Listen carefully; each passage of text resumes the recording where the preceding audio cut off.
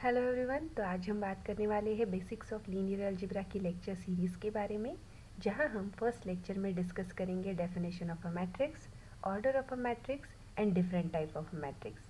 तो सबसे पहले शुरुआत करते हैं डेफिनेशन ऑफ अ मैट्रिक्स के साथ। तो अगर हमारे पास कुछ mn नंबर्स का सेट दिया है और उन mn नंबर्स के सेट को हमने रेक्टेंगुलर अरे के फॉर्मेट में अगर अरेंज कर दिया, जैसे कि इस तरीके से, जहाँ पर m नंबर ऑफ रोज रहेंगी जिनको हॉरिजेंटली अरेंज किया जाएगा and n number of columns रहेंगी जिनको वर्टिकली अरेंज किया जाएगा।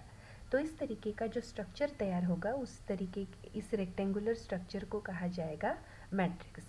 फॉर एग्जांपल यहाँ पर जैसे हमने लिया है capital A is equals to, capital A इसलिए क्योंकि हर बार मैट्रिक्स को कैपिटल अल्फ़ाबेटिकली लेटर्स के साथ ही अरेंज किया जाएगा, उनके एलिमेंट्स को इनक्लोज किया जाएगा रेक्टेंगुलर और राउंड ब्रेसेस के साथ। तो यहाँ पर हमने जैसे लिया है capital A is equals to 1 2 3 6 4 7 and 2 6 and 9। तो 1 2 3 6 4 7 2 6 9 ये हो गए हमारे mn नंबर ऑफ एलिमेंट्स, जो कि यहाँ पर 9 एलिमेंट्स दिए हैं टोटल। और इन 9 एलिमेंट्स को हमने इस रेक्टेंगुलर अरे के फॉर्मेट में अरेंज कर दिया है और इसको रिप्रेजेंट किया है कैपिटल A लेटर्स के साथ। तो यहाँ पर कैपिटल A का ये जो रेक्टेंगुलर अरेंजमेंट हुआ है उस अरेंजमेंट को कहा जाएगा मैट्रिक्स। नाउ नेक्स्ट डेफिनेशन देखते हैं ऑर्डर ऑफ अ मैट्रिक्स का।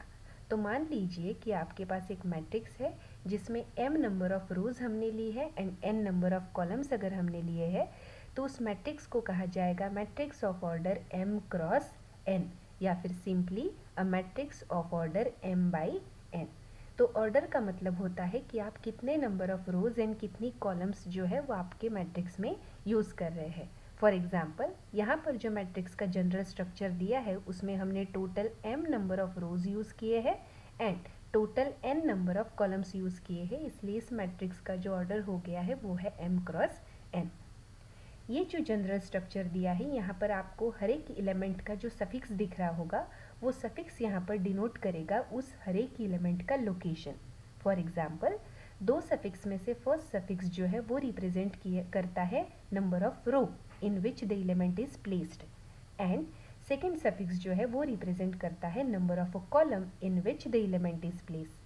तो A11 का मीनिंग है कि ये जो एलिमेंट है वो first row and first column की लोकेशन के ऊपर प्लेस किया है। सिमिलरली A21 का मीनिंग है कि ये element second row and first column की लोकेशन के ऊपर प्लेस किया है। सिमिलरली A2n का मीनिंग है कि इस पॉइंट का लोकेशन या इस एलिमेंट का लोकेशन जो होगा वो second row and nth column का होगा।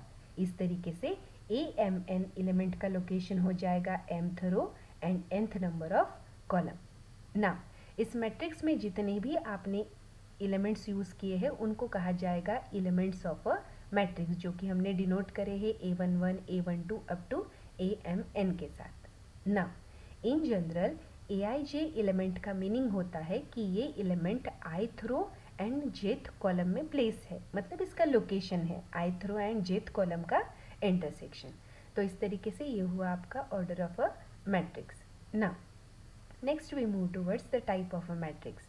तो सबसे पहले बात करते हैं कॉलम मैट्रिक्स के बारे में। तो अगर हमारे पास कोई ऐसा मैट्रिक्स प्रेजेंट है जिसमें सिर्फ सिंगल कॉलम प्रेजेंट है, नंबर ऑफ रोज जो है वो 1 हो सकती है, 2 या 2 से ज़्यादा। फॉर एग्जांपल यहाँ पर हमने 3 रोज कंसिडर की है जो एग्जांपल लिया है उसमें, बट कॉलम जो है वो सिर्फ सिंगल कॉलम है बराबर, या फिर कॉलम की सिर्फ सिंगल कॉलम एंट्रीज है।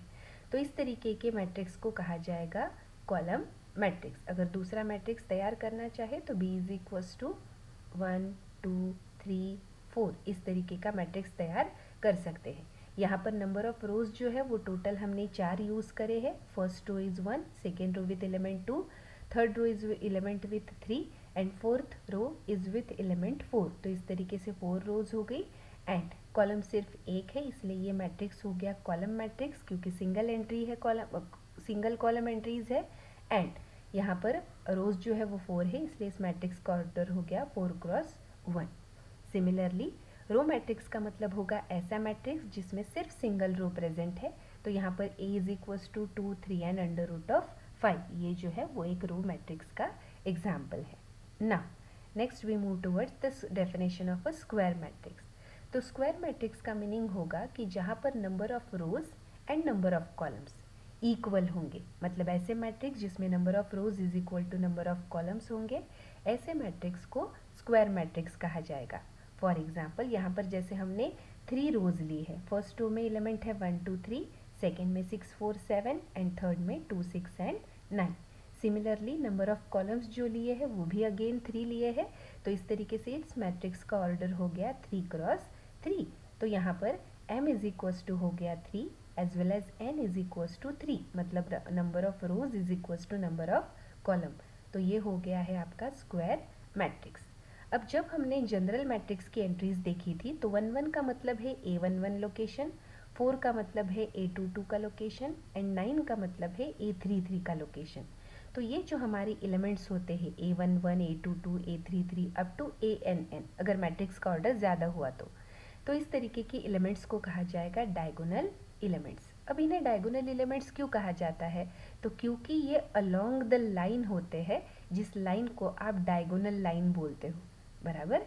तो इस तरीके से जो elements along the diagonal present होते हैं उन स्क्वायर मैट्रिक्स में, ऐसे टाइप के एलिमेंट को कहा जाएगा डायगोनल एलिमेंट, एंड जिस डायगोनल लाइन के अलोंग ये प्रेजेंट होंगे उस लाइन को कहा जाएगा principal diagonal of a given matrix. तो इस तरीके से ये ए जो हुआ यहाँ पर 3 क्रॉस 3 का मैट्रिक्स हमने लिखा है, उसको हम स्क्वायर मैट्रिक्स कह सकते हैं ना। नेक्स्ट डेफिनेशन देखते हैं डायगोनल मैट्रिक्स का।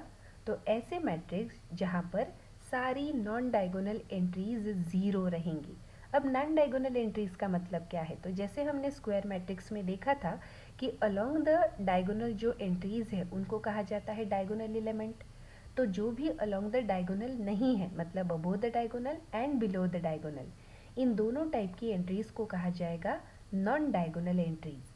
तो अगर किसी स्क्वायर मैट्रिक्स में ये सारी नॉन डायगोनल एंट्रीज ज़ीरोज़ है तो ऐसे टाइप के स्क्वायर मैट्रिक्स को कहा जाएगा डायगोनल मैट्रिक्स। फॉर एग्जाम्पल यहाँ पर हमने अगेन 3 क्रॉस 3 मैट्रिक्स का एक एग्जाम्पल लिया है जिसमें 1 4 एंड 9 ये डायगोनल एंट्रीज हुई, बट इस डायगोनल एंट्रीज की अबो एज वेल एज इस डायगोनल एंट्रीज की बिलो जो सारी एंट्रीज है वो हमने ज़ीरो कंसिडर करी है। तो इसका मतलब all the non diagonal entries are zero and diagonal entries are non zero. तो ऐसे टाइप के स्क्वायर मैट्रिक्स को कहा जाएगा डायगोनल मैट्रिक्स ना।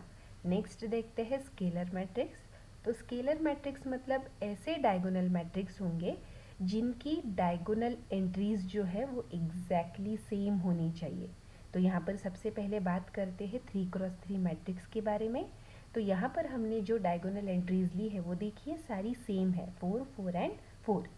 तो इस तरीके से, और above the diagonal and below the diagonal सारी एंट्रीज ज़ीरो है, एज वेल एज ये जो मैट्रिक्स है वो एक 3 क्रॉस 3 मतलब स्क्वायर मैट्रिक्स है।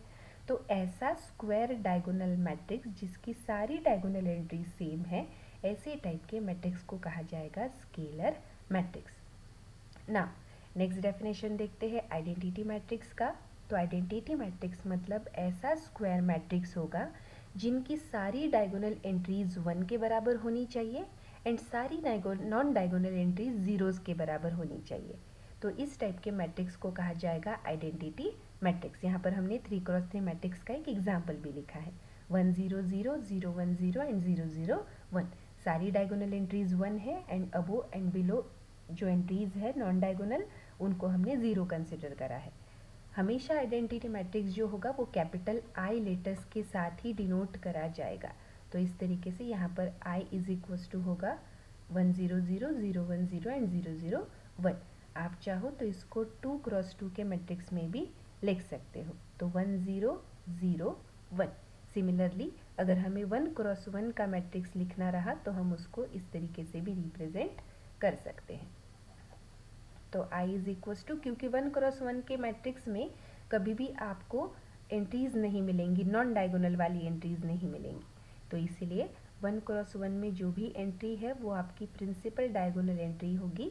तो इसीलिए ये 1 क्रॉस 1 का आइडेंटिटी मैट्रिक्स इस तरीके से लिखा जाएगा। तो identity matrix is a type of a square matrix in which all the diagonal entries are 1 and non diagonal entries are 0 ना। नेक्स्ट देखते हैं जीरो मैट्रिक्स। तो ज़ीरो मैट्रिक्स का मीनिंग होगा कि ऐसा मैट्रिक्स जिसकी सारी एंट्रीज ज़ीरो है, that is all the elements of a matrix are zero. तो ऐसे टाइप के मैट्रिक्स को कहा जाएगा ज़ीरो मैट्रिक्स। इस मैट्रिक्स को हम ज़ीरो के साथ या फिर ओ के साथ डिनोट किया जाएगा। एंड इसका अगर एग्जाम्पल की बात करें तो एग्जाम्पल हुआ ये, यहाँ पर हमने अगेन 3x3 का मैट्रिक्स यूज़ किया है जिसकी सारी एंट्रीज जो है वो ज़ीरो है। तो इस टाइप का मैट्रिक्स जो हो उसको ज़ीरो मैट्रिक्स या फिर नल मैट्रिक्स कहा जाएगा ना। Next definition is triangular matrix. तो ट्रायंगुलर मैट्रिक्स इज एक तरीके के स्पेशल स्क्वायर मैट्रिक्स होंगे जिनकी अबोव और बिलो डायगोनल एंट्रीज जो होंगी वो ज़ीरो हो सकती है ना। There are two type of triangular matrix. First one is upper triangular matrix and second one is the lower triangular matrix. सबसे पहले बात करते हैं अपर ट्रायंगुलर मैट्रिक्स के बारे में।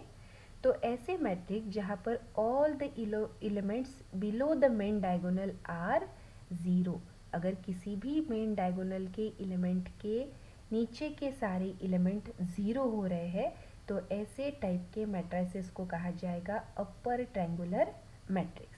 जैसे कि यहाँ पर हमने कंसिडर करा है एक मैट्रिक्स जिसकी डायगोनल एंट्रीज भी आप चाहो तो ज़ीरो ले सकते हो।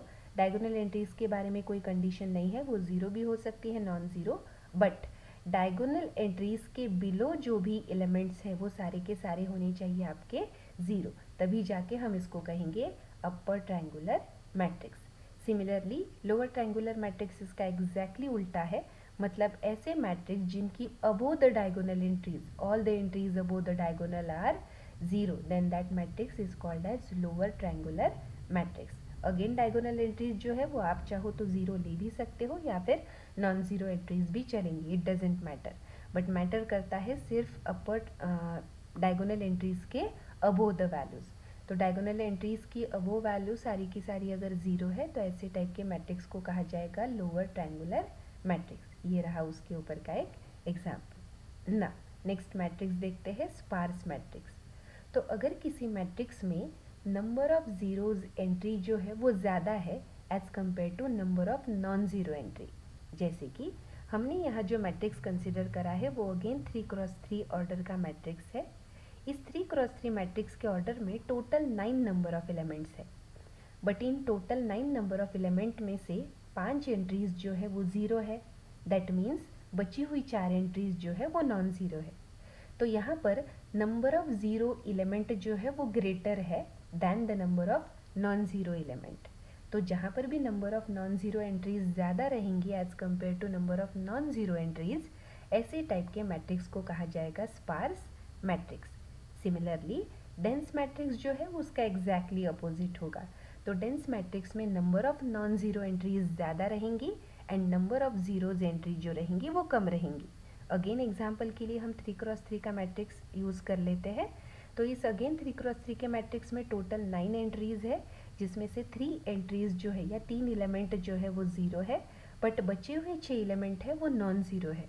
तो number of non zero elements are greater than the number of zero element, so hence the given matrix is called as dense matrix. तो इस तरीके से ये हुए definition of a matrix, order of a matrix and dense matrix. So thanks for watching. Like, share and subscribe for more updates.